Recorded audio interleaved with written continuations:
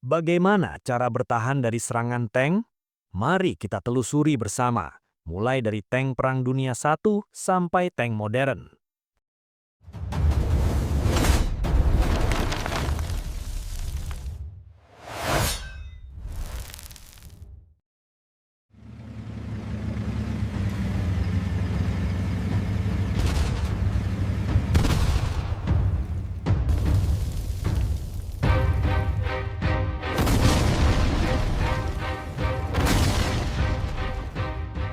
Bayangkan kamu berada di parit berlumpur front barat pada tahun 1917. Suara mesin menderu memecah keheningan pagi. Dari balik kabut, muncullah Mark IV. Tank Inggris berbentuk jajar genjang ini merayap melintasi kawat berduri dengan mudah. Bagi prajurit infanteri saat itu, kehadiran mesin ini adalah teror psikologis murni. Senapan Mauser 98 di tanganmu terasa sia-sia. Peluru baja hanya memantul dari lambung besi setebal 12 mm itu. Kepanikan melanda garis depan. Kamu berhadapan dengan sesuatu yang kebal terhadap senjata standar. Namun, observasi di lapangan mulai membuka celah harapan. Tank generasi awal ini memiliki keterbatasan fisik yang nyata. Mereka bergerak sangat lambat, setara dengan kecepatan orang berjalan kaki. Medan berlumpur tebal di No Man's Land seringkali menjadi jebakan alami bagi roda rantainya. Parit yang cukup lebar bahkan sanggup menahan laju raksasa ini. Tanah dan lumpur adalah pertahanan pertamamu. Adaptasi terjadi dengan cepat. Di pertempuran Cam Rai, pasukan Jerman mengidentifikasi kelemahan fatal lainnya, visibilitas. Kru di dalam tank hanya melihat dunia luar melalui celah intip yang sangat sempit. Pandangan mereka terbatas ke arah depan. Titik buta tank ini sangat luas, terutama di sisi samping dan belakang. Prajurit infanteri mulai mengubah taktik. Mereka memilih untuk mendekat dan memanfaatkan titik buta tersebut. Solusi lapangan pun muncul. Salah satunya adalah gebalte ladung. Prajurit mengikat beberapa kepala granat tangan menjadi satu bundel besar untuk melipat gandakan daya ledakan. Target utamanya adalah roda rantai. Prinsip bertahan hidup di era ini sangat sederhana. Tank adalah binatang buas yang rabun dan lamban. Kamu harus menekan insting untuk lari. Biarkan tank itu mendekat hingga masuk jangkauan lempar. Lumpuhkan rantainya dengan ledakan besar. Saat rantai putus, monster itu berubah menjadi peti mati besi yang diam.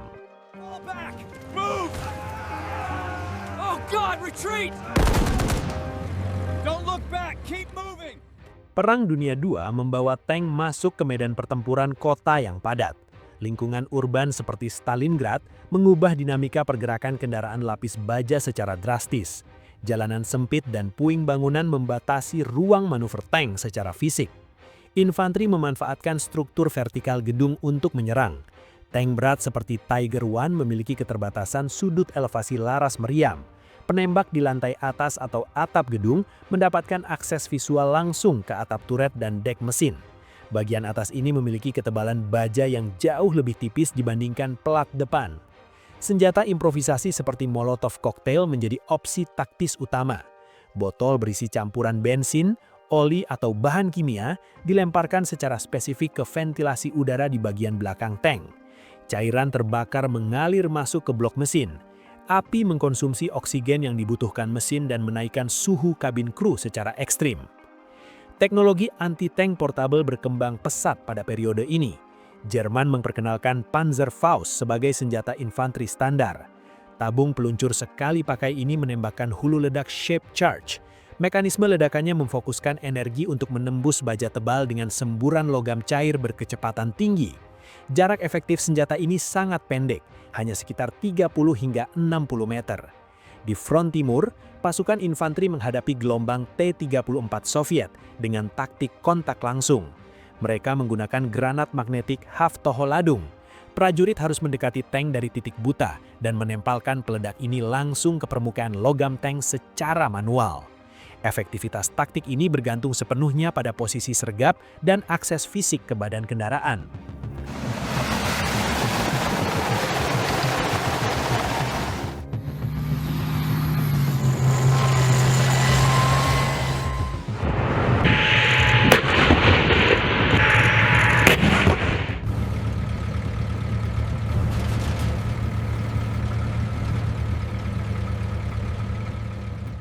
Era modern memperkenalkan lapisan pelindung aktif bernama Explosive Reactive Armor atau ERA. Kotak-kotak di permukaan tank ini meledak ke arah luar saat terkena proyektil. Ledakan tersebut berfungsi menetralkan daya tembus hulu ledak roket sebelum menyentuh baja utama. Teknologi ini memaksa infanteri untuk beradaptasi lagi. Solusi teknis muncul dalam bentuk hulu ledak tandem pada sistem roket seperti RPG-29 atau varian RPG-7 modern. Proyektil ini memiliki dua muatan ledak. Muatan pertama memicu ERA agar meledak duluan, dan muatan kedua menembus badan tank yang sudah terbuka. Selain itu, taktik saturasi menjadi standar.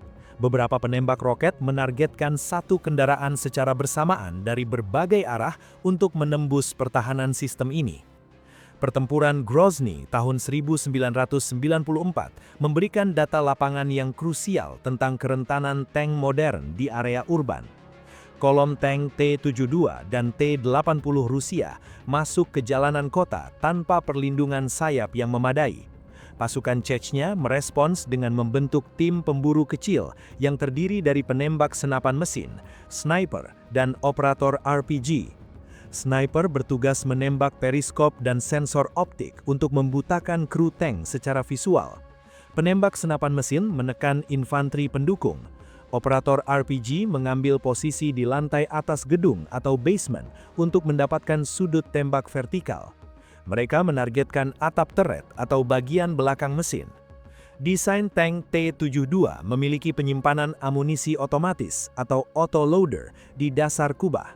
Tembakan yang menembus area ini memicu reaksi berantai pada amunisi internal. Tekanan ledakan masif dari dalam seringkali melempar kubah tank hingga terlepas sepenuhnya dari badan kendaraan.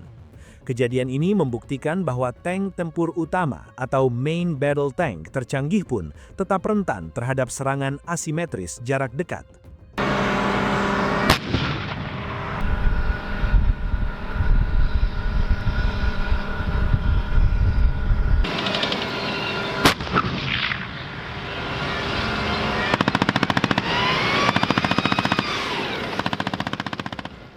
Medan perang abad ke-21 mengubah definisi garis depan secara total. Penggunaan drone pengintai membuat pergerakan kendaraan lapis baja terpantau secara real-time. Operator drone mengidentifikasi posisi tank dari jarak aman beberapa kilometer dan mengirimkan koordinat tersebut ke unit artileri atau tim pemburu. Perang di Ukraina memperkenalkan ancaman spesifik berupa first-person view drone. Perangkat terbang komersial yang murah ini dimodifikasi untuk membawa hulu ledak RPG. Pilot mengendalikan drone tersebut layaknya peluru kendali manual. Mereka mengarahkan unit ini secara presisi ke celah sempit antara bodi dan kubah tank atau langsung menukik ke palka yang terbuka. Biaya serangan ini sangat rendah dibandingkan harga unit tank yang dihancurkan. Kru tank merespons ancaman vertikal ini dengan modifikasi fisik di lapangan. Struktur tralis besi atau atap tambahan dipasang di atas kubah tank. Lapisan ini berfungsi sebagai perisai awal untuk memicu hulu ledak roket atau drone sebelum menyentuh lapisan baja utama. Beberapa kru bahkan memasang jaring kawat untuk menangkap drone agar tersangkut baling-balingnya. Teknologi pertahanan aktif atau Active Protection System mulai diterapkan pada tank modern seperti Merkava. Sistem ini menggunakan radar untuk mendeteksi roket yang datang dan secara otomatis menembakkan proyektil pencegat untuk meledakkan ancaman tersebut di udara. Tank memiliki payung pelindung tak terlihat di sekelilingnya. Infanteri mengatasi sistem canggih ini dengan kembali ke taktik jarak nol. Dalam konflik di Gaza, pejuang mendekati tank secara fisik dari titik buta sensor. Mereka menempelkan bahan peledak improvisasi langsung ke badan tank dengan tangan. Radar APS dirancang mendeteksi proyektil berkecepatan tinggi dari jarak jauh, sehingga serangan manual jarak dekat ini seringkali luput dari deteksi sistem otomatis tersebut.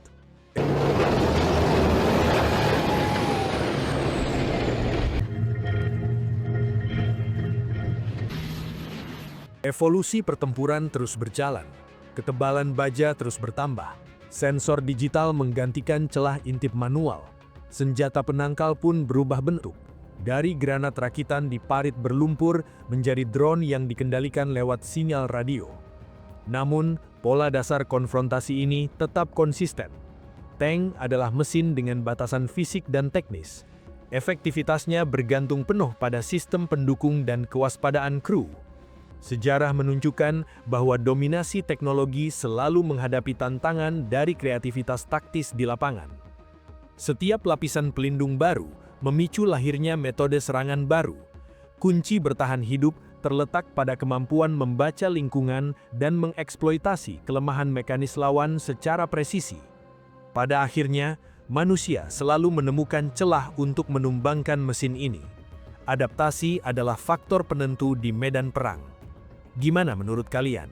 Jangan lupa like, share, dan follow Kopral Gondrong untuk konten menarik lainnya.